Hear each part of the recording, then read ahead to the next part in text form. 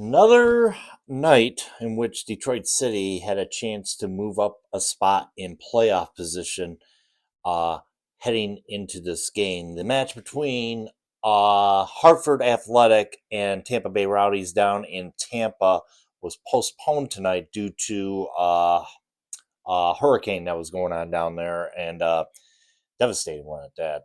52 lives lost in that. So thinking of those down there, and hopefully everyone is safe in the Tampa Bay area and anybody that's in the path of the storm at this point. So our thoughts are with them. But however, though, Detroit had a chance tonight to better themselves. They were on a hot streak going into this thing, beating the top two seeds in each conference, and that being New Mexico United and Louisville City in back-to-back weeks. Going into this thing, Detroit City has set their sights on getting a home playoff spot. So, looking at the match, it was, for the most part, it was just Monterey Bay tried to get, ask the questions early on into the match. But Detroit City would hold off their chances throughout the night, and it wasn't until the 37th minute of play where they had an answer for all those questions.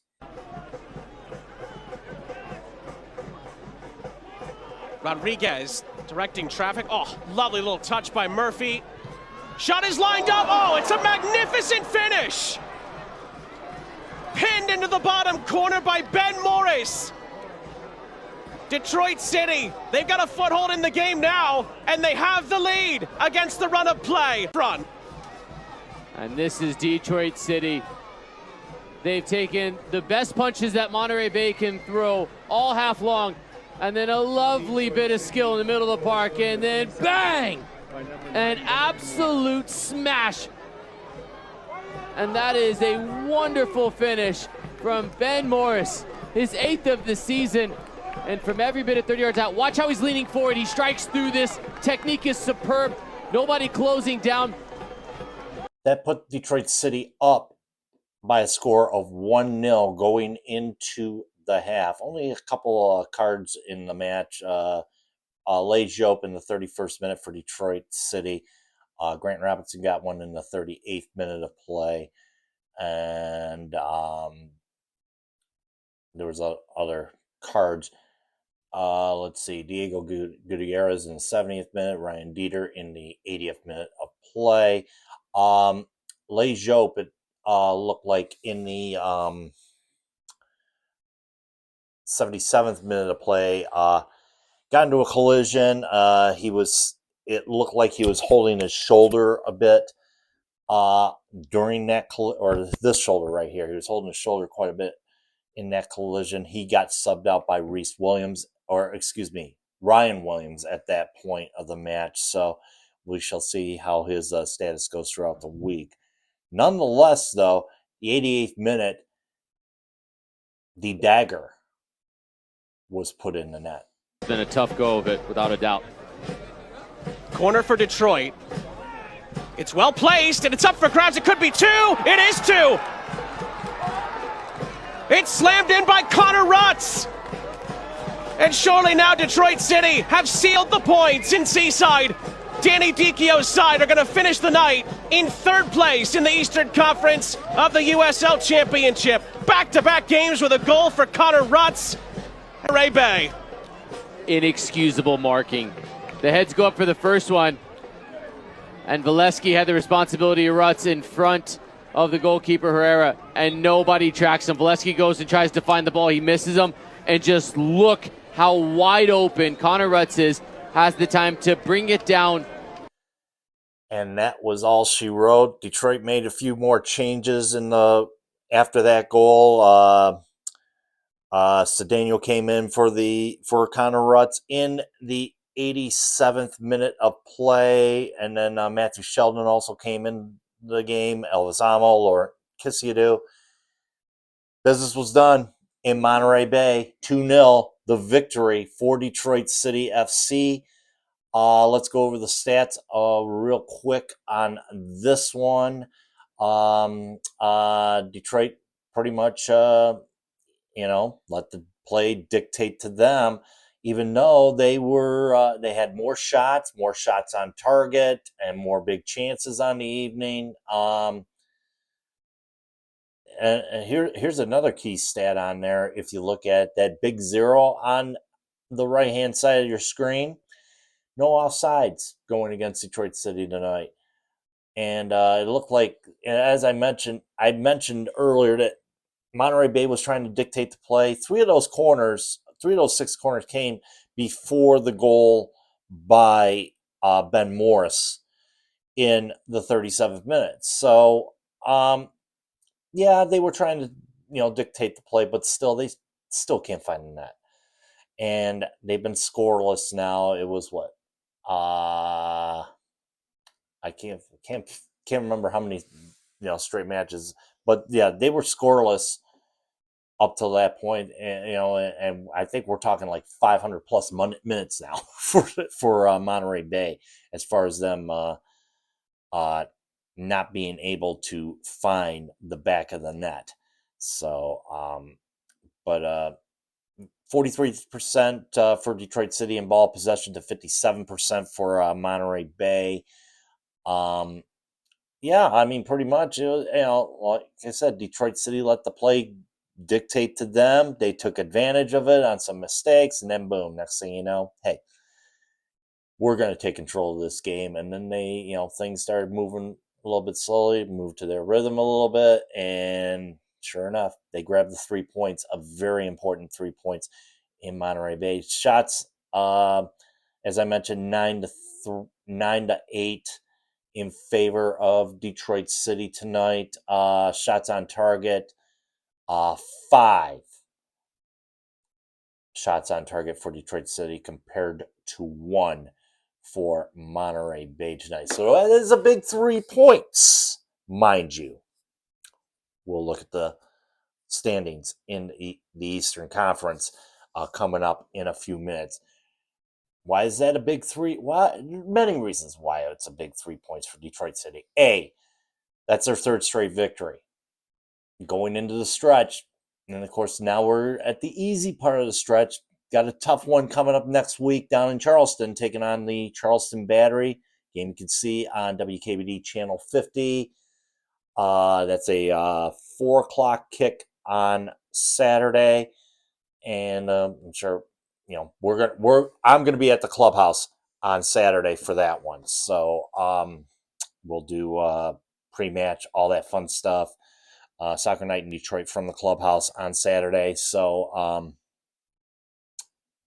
yeah, we'll do the pre-match, post-game review, and of course after the scoreboard will be here, but post-game review and all that fun stuff from City Clubhouse on Saturday for that one. But let's take a look at the scoreboard in the championship tonight. First off, El Paso comes away with a victory down in Cary, North Carolina, beating North Carolina SC in stoppage time. A penalty was given to El Paso Locomotive, and Joaquin Rivas converts on the penalty in the 92nd minute to give El Paso the victory at home down at Southwest University Stadium in El Paso. Indy 11 took on the Miami FC tonight. Most of the action came in the second half. 0-0 going up until that point, until a penalty taken by Jack Blake after a yellow card given to Datlin Kutsin. Put Indy in the lead, and then Augustine Williams in the 73rd minute, and then he would get the hat trick, scoring 2 more goals, another one in the 84th and the final one in the 86th minute. He was given a yellow card. I think he celebrated too much after his 3rd goal tonight. 4-0 victory. 2 red cards in that game. An incident occurred. Adrian Diz and Kadim Nadai, both going out in the 77th minute of play for an incident there. Another game that was on our radar being Pittsburgh taking on the Birmingham Legion. Pittsburgh took the early lead in the 22nd minute on a goal by Edward Kizza. However, in the 79th minute, Stefano Pino got the equalizer. That game ends in a 1-1 draw. Lou City, early on, was down. In fact, they were down 2-0. Bruno Lapa with the goals to put Memphis up by a score of 2-0 at Lynn Family Stadium. However, thanks to Wilson Harris, Lou City started rolling. 25th minute by Harris.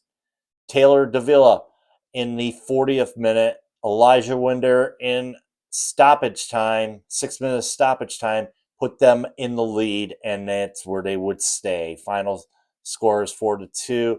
Taylor Davila got his second goal of the night in the 55th minute of play. It was all Louisville after the early onslaught by Memphis 901 FC.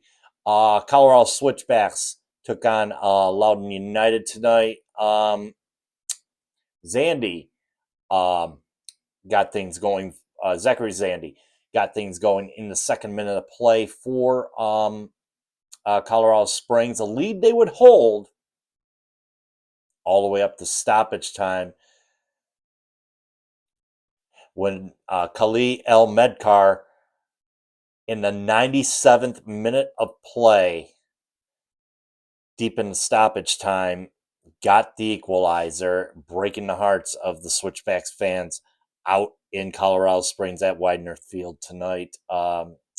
Big, huge get of points there by Loudoun United, grabbing a point from the jaws of death there. Rhode Island, despite having a red card, traveled down to San Antonio tonight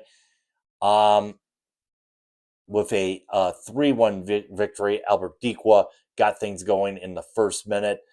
Juan Agudelo in the 20th minute of play equalized it, but Clay Holstead in the 51st minute got the go-ahead goal for Rhode Island FC. And then Joseph Brito in the 83rd minute. They were down a man after that in the 85th minute. Noah Fusen got his second red card of the match then, but by then it was a moot point. Rhode Island with an easy victory down at Toyota Field tonight. And then the nightcap of the evening, Las Vegas Lights traveled down to Phoenix to take on the Rising. Remy Cabral in the 60th minute of play put Phoenix in the lead. However, 2 goals in stoppage time, JC Nagando and Grayson Duty, within minutes of each other, 96 minutes and 98th minute to be exact. And Las Vegas comes away with a victory at the death over in Phoenix tonight, and in that the Western Conference pillow fight that's going on there. We're not going to take a look at those standings. The standings I want to take a look at are the ones in the Eastern Conference for sure, as all the teams have played in the East for the weekend.